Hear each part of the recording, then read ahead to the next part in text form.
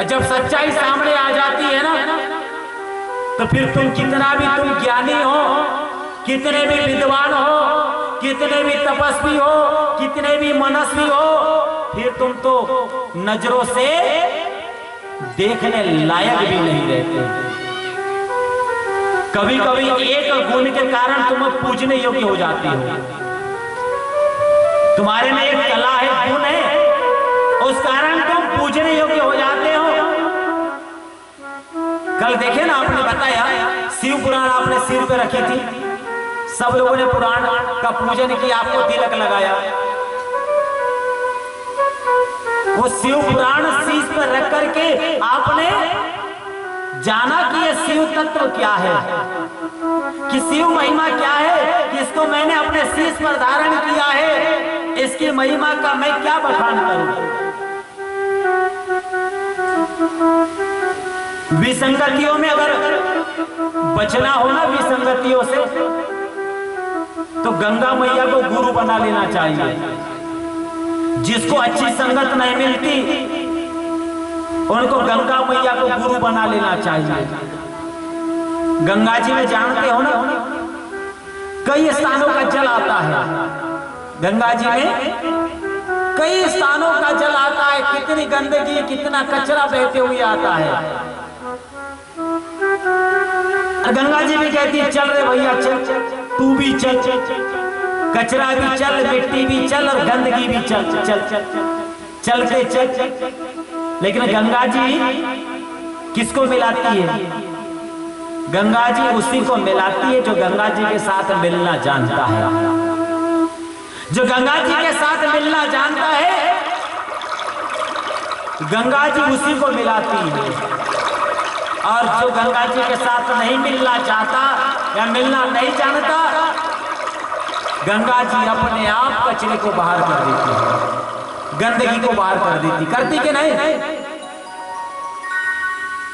बाहर कर देती है। उसी प्रकार संगत करो, लेकिन देख लो कि ये पूरी संगत वाला व्यक्ति है, ये तो फंसेगा ही, लेकिन इसके साथ मुझे भी फंसना पड़ेगा। इसके सावधान हो जाना, सचेत हो जाना कि इससे मुझे बचना है। जिसको अच्छे संगत नहीं मिलती उनको गंगा मैया को गुरु बना लेना चाहिए। बोले गंगा मैया की।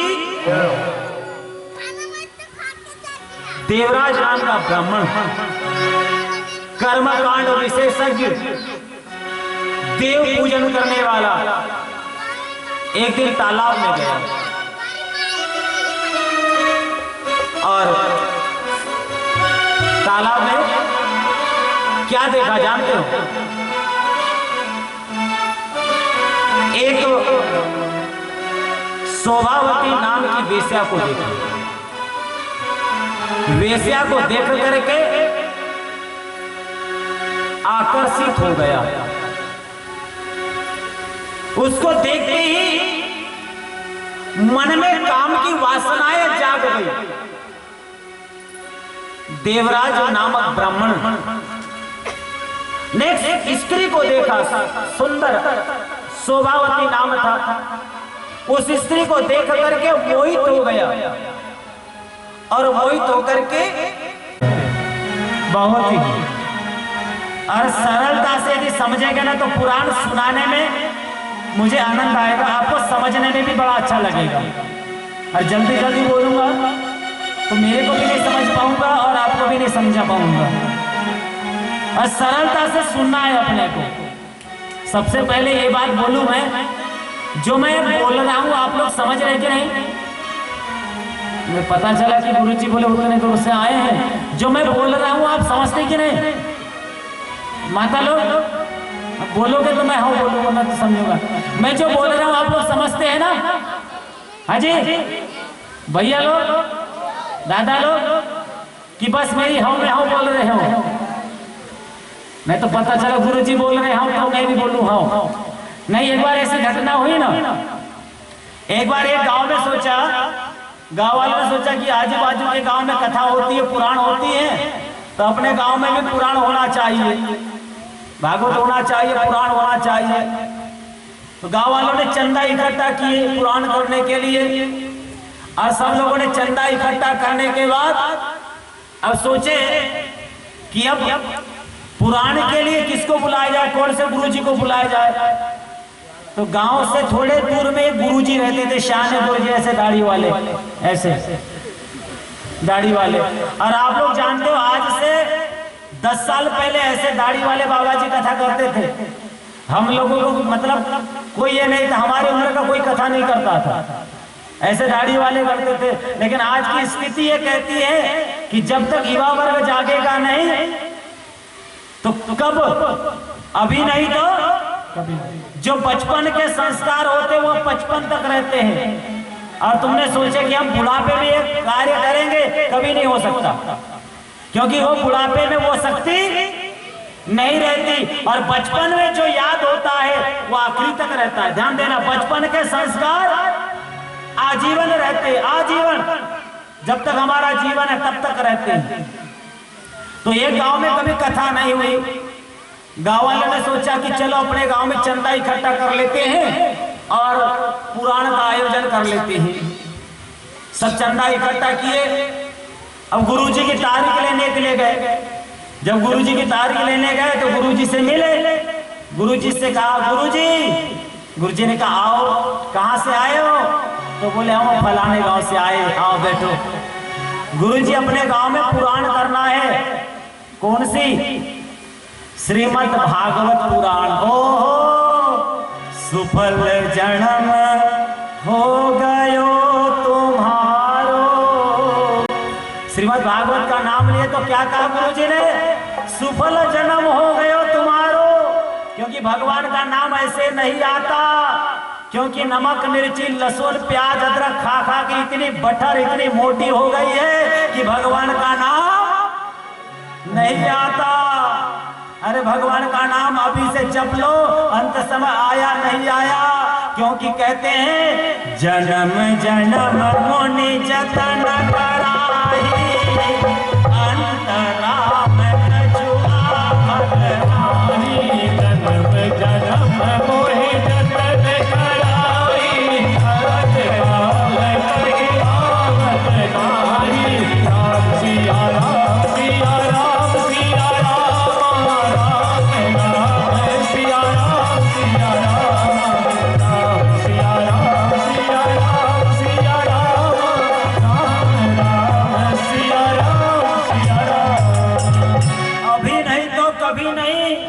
ऐसा मौका मिला है तो चौका मार लेना, पीछे नहीं रहना, क्योंकि समय चला गया, लौट कर आता। हाँ, तो गुरुजी ने कहा सुफल जन्म हो गयो तुम्हारो।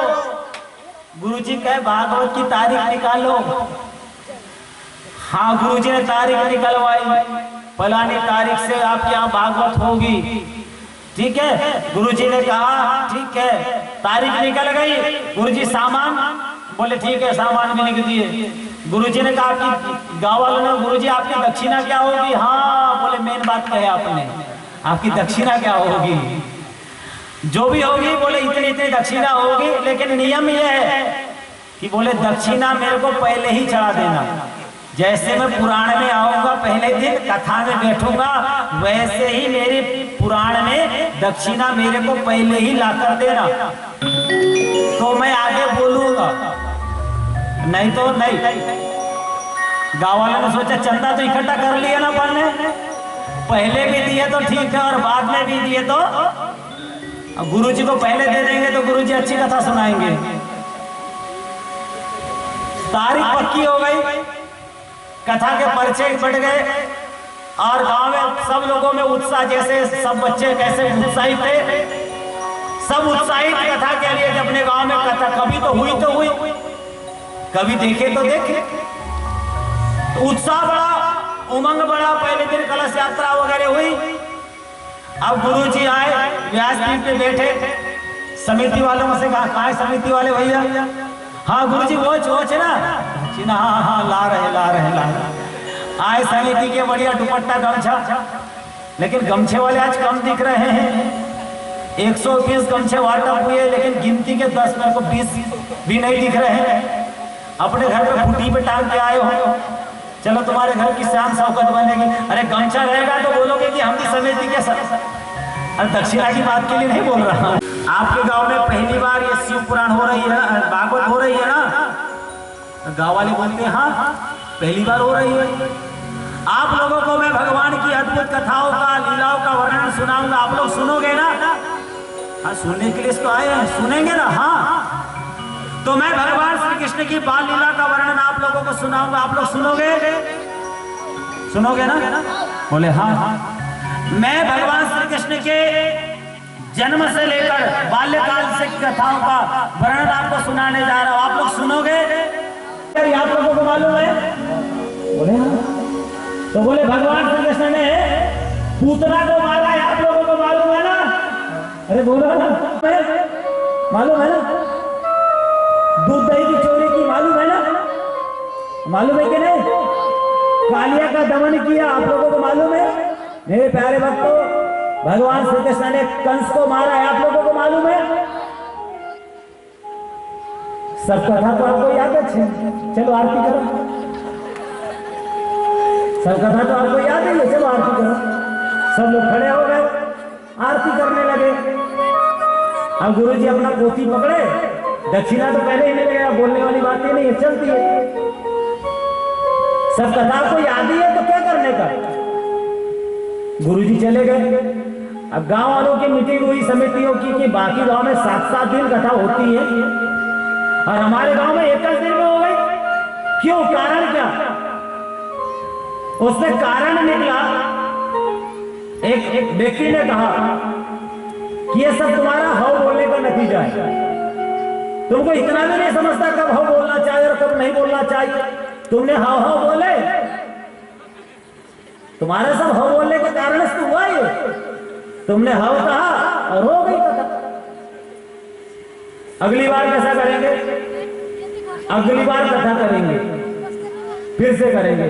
वोच महाराज जी को बुलाएंगे, वोच महाराज जी को बुलाएंगे और वोच महाराज जी को बुला करके देखना, कुछ भी पूछे, कुछ भी बोले, कैसा भी बोले तो बोले देखना। और जो हव बोलेगा तो पंडित जी की पूरी दक्षिणा वो देगा। अब कुछ भी महाराज जी बोले तो क्या बोलना? नहीं बोलना। समिति वालों ने पूरा पक्का विचार कर लिए। दूसरे साल फिर गए महाराज जी के पास। गुरुजी देखे भाई कि आ गए हैं फिर से कथा वाले। गुरुजी ने स्वागत किया, आओ दादू बैठो बैठो। बैठे।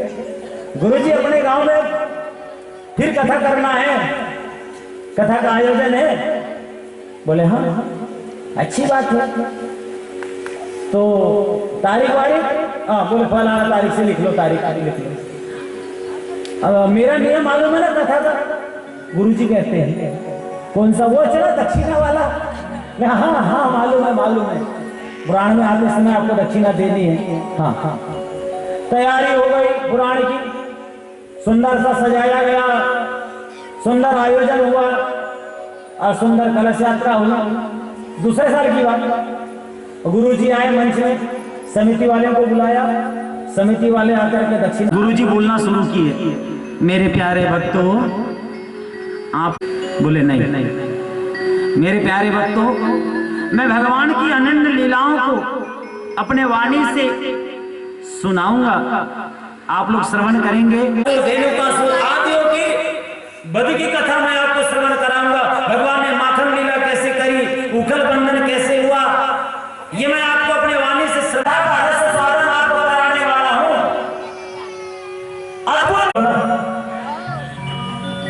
नहीं, मैं जो कुछ बोल रहा हूं आप लोग समझ रहे हैं? अरे मैं जो बोल रहा हूं आप लोग उतारने के लिए तैयार नहीं हो तो क्या जरूरत? चलो खड़े हो जाओ, आरती कर, आरती कर। सब लोग खड़े हो गए, आरती हो गई। अजब सुनने वाला तैयार नहीं है तो सुनाने वाला क्या करेगा? पत्थरा करेगा।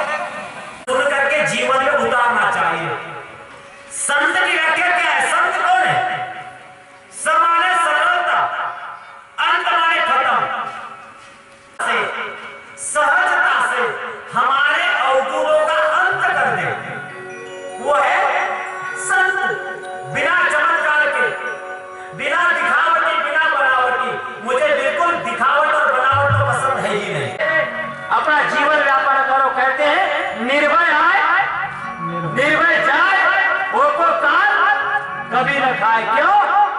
अरे अकाल मृत्यु वो मरे जो काम करे चांडाल का। अकाल मृत्यु वो मरे जो काम करे चांडाल का, और काल भी उनकी। भगवान शिव की परम पुनीत कथा अन्य इतिहास का वर्णन मैं कर रहा हूं, इसलिए मैं सरलता से आपको बोलने लगा रहा हूं कि आप लोग सुनो, समझो, सरलता से, सहजता से। एक सुंदर कथा है। बावकल नामक एक गांव है, वहां पर पापी अधर्मियों का निवास बना हुआ है। इन्हीं दुर्जन लोगों के बीच एक बिंदुक नाम का महापापी रहता है, और उस बिंदुक नाम का पापी अपने आचरण के कारण पापी जाना जाता है। ध्यान देगा, करनी करेगा तो नर से नारायण होगा। यहां शरीर की कोई नहीं पूछता, आपके गुणों को पूछते हैं। पूजा किसकी होती है? गुण की पूजा होती है। सदाचार में रहती, सददृष्टि में रहती, और अपने पातिव्रत्य धर्म की रक्षा के लिए तटस्थ रहती। ये बिंदु नाम का दुर्जन पापी ये चोरी करता, डाका डालता और नाना प्रकार के कृत्य करता, पाप कर्म करता।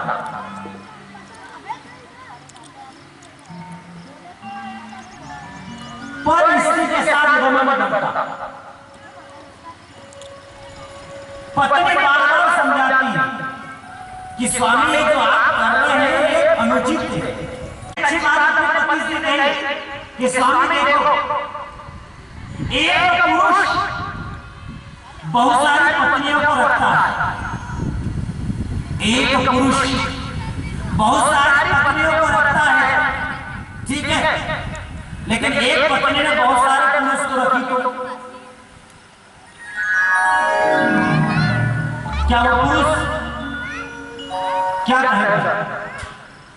जब एक पुरुष बहुत सारी कथा कह रहे हैं, मैं नहीं, शिव कथा ऐसी कथा है, परिवार की कथा है। एक पुरुष बहुत सारी पत्नी को रख सकता है, पत्नी ने बहुत सारे पुरुषों को रखी तो वो पुरुष क्यों नहीं स्वीकार करता? इस पर विवाद होगा। पत्नी ने धीरता का परिचय देते हुए कहा कि स्वामी मैं आपके आधार में पत्नी पैदा हूं, आपको आपके पतन होने से बचा के पति को अपने पति को पतन होने से बचाए, अपने पति को पाप। चाचा मैं सही ले रहा हूँ कि नहीं? तो मैं तुझे पिछले बार लिया था क्या उसने टेमरे ने? तुझे ऐसा कुछ लिया था?